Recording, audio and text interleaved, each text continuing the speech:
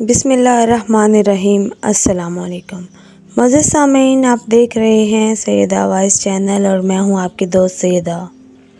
اللہ تعالیٰ نے اس کائنات میں ہزاروں قسم کی مخلوقات پیدا فرمائیں تاکہ انسان اس سے فائدہ اٹھا سکے اور اللہ کا شکر ادا کر سکے۔ اس فانی دنیا کے علاوہ بھی اللہ تعالیٰ نے انسانوں کے دل بہلانے کے لیے اور بھی مخلوقات کو پیدا فرمایا تاکہ دنیا کی تکلیف اور مصیبت سے تھکا ہوا انسان جس نے اللہ تعالیٰ کی خاطر تمام آسائش و آرام قربان کر دیا، ایسے بندے کو انعام کے طور پر دینے کے لیے اللہ تعالیٰ نے ایسی مخلوق کو تیار کر رکھا ہے۔ یہ ایسی مخلوق ہے جو آخرت میں بندہ مومن کو دنیا میں ہونے والی تکلیفوں اور مصیبتوں کا بدلہ ہوگا۔ آسمانی کتابوں اور حدیث مبارکہ میں اس کو حور عینہ کہا جاتا ہے۔ لفظ حور حورہ کی جمع ہے۔ حور اس عورت کو کہا جاتا ہے جو جوان، حسین و جمیل، سفید رنگ والی اور انتہائی سیاہ آنکھوں والی ہو۔ قرآن مجید میں کئی مقامات پر ان حوروں کا ذکر ملتا ہے۔ مثلاً سورۃ صافات میں اللہ تعالیٰ نے فرمایا، نعمتوں والی جنت میں تخت ایک دوسرے کے آمنے سامنے بیٹھے ہوں گے، شراب کے جام کا اس پر دور چل رہا ہوگا جو صاف شفاف اور پینے میں لذیذ ہوگی، نہ اس سے سر درد ہوگا اور نہ اس کے پینے سے بہکیں گے، اور اس کے پاس نیچی نظروں والی بڑی بڑی آنکھوں والی حوریں ہوں گی، ایسی جیسے کہ انڈے کے چھلکے کے نیچے چھپی ہوئی جھلی ہوتی ہے۔ سورہ رحمان میں اللہ تعالیٰ ارشاد فرماتا ہے کہ وہاں یعنی کہ جنت میں نیچی نگاہ والی حوریں ہیں جنہیں ان سے پہلے کسی جن و انسان نے ہاتھ نہیں لگایا، وہ ایسی ہوں گی جیسے چمکتے ہوئے ہیرے موتی۔ اللہ تعالیٰ کی بنائی ہوئی حوریں ایک ایسی جنتی مخلوق ہیں جسے دنیاوی مثال سے سمجھنا اور اس کے جسم اور خصوصیات کو بیان کرنا بہت ہی مشکل ہے، جیسے اب تک کسی انسان نے نہ دیکھا اور نہ چھوا ہے۔ جنت میں یہ مخلوق مومن کے لیے انعام اور بدلہ ہوگی۔ حدیث مبارکہ میں نبی اکرم صلی اللہ علیہ وآلہ وسلم نے ارشاد فرمایا کہ حوروں کی آنکھیں اس موتی کی طرح ہوں گی جو سیپی میں ہو اور اس کو کسی نے ہاتھ سے نہ چھوا ہو۔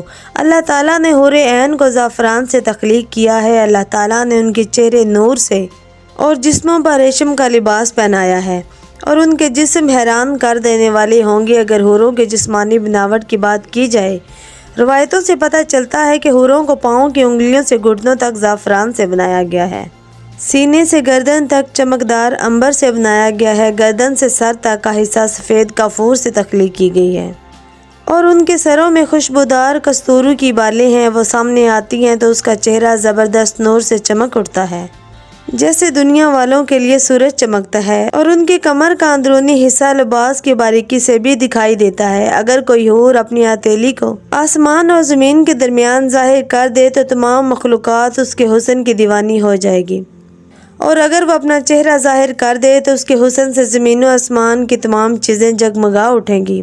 ایک روایت کے مطابق جنت الفردوس اور جنت العدن کے درمیان میں ایک ایسی حوریں موجود ہیں جو جنت کے گلاب میں پیدا کی گئی ہیں۔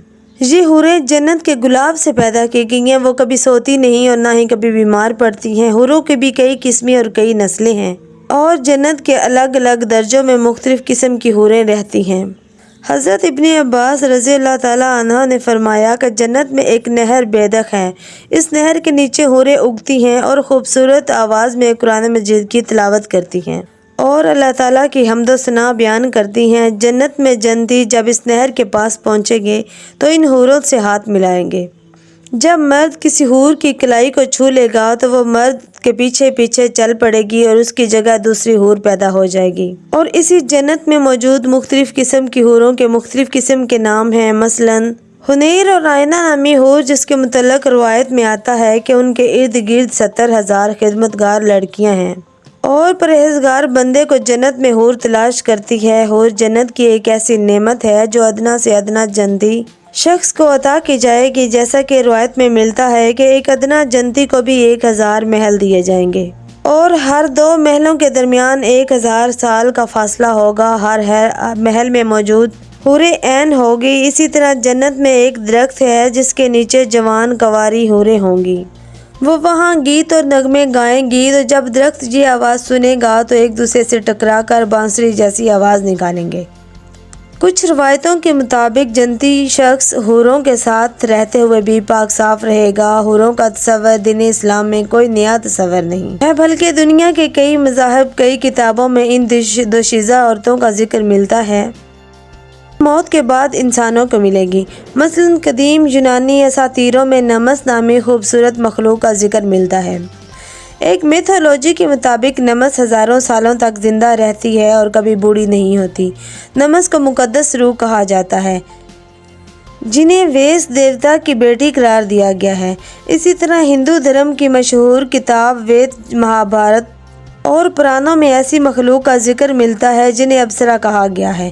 یہ عورتیں ان دیوتا کے سورگ میں رہتی ہیں اور لوگوں کا دل بہلاتی ہیں۔ مہابھارت کے مطابق سورگ میں ایک خوبصورت جھیل موجود ہے جہاں سنہری اور خوبصورت اپسرائیں رہتی ہیں، اور سورگ میں رہنے والے ہر انسان کو 1000 خوبصورت اپسرائیں ملیں گی۔ اسی طرح اس ویتی میں لکھا ہے کہ جو انسان جنگ کرتے ہوئے مارا جاتا ہے تو سورگ میں کئی اپسراؤں کے ساتھ رہتا ہے۔ مانا جاتا ہے کہ یہ اپسرائیں اس زمین پر ہر زمانے میں آتی رہتی ہیں اور بڑے بڑے سادھوؤں کی تپسیا کو برباد کرنے کی کوشش کرتی ہیں۔ ہندو کتھا کے مطابق ایک وشوا نامی سادھو کے اندر دیوتا کو بہت خوف آیا۔ انہوں نے مینکا نامی ایک اپسرا کو سورگ سے زمین پر بھیجا تاکہ وہ وشوا مترا کو اپنی خوبصورت اور اداؤں سے لبھا سکے اور اس کی تپسیا خراب کر سکے۔ چنانچہ مینکا نے اپنی دل فریب اداؤں سے وشوا مترا کو بہکا دیا اور وشوا مترا مینکا سے محبت کر بیٹھا۔ اسی طرح ہندو شاستروں اور پرانوں میں کئی اپسراؤں کی کہانی مشہور ہے۔ ان تمام باتوں سے یہ ثابت ہوتا ہے کہ اسلام کے علاوہ دنیا کے کئی بڑے مذاہب میں حوروں کا تصور اور تذکرہ موجود ہے، لیکن اسلام کے خلاف سوچ رکھنے والوں کو حوروں کے نام سے بہت پریشانی ہوتی ہے۔ کیا یہ دین حق کی مخالفت یا ایک پروپیگنڈا ہے جو اسلام کو بدنام کرنے کے لیے کیا جاتا ہے؟ معزز سامعین، اگر آپ کو ہماری ویڈیوز پسند آئیں تو پلیز ہمارے چینل کو لائک، شیئر اور سبسکرائب کیجیے، ساتھ ہی بیل نوٹیفیکیشن کو آن کیجیے تاکہ ہماری آنے والے ویڈیوز کا نوٹیفیکیشن سب سے پہلے آپ کو ملے۔ شکریہ۔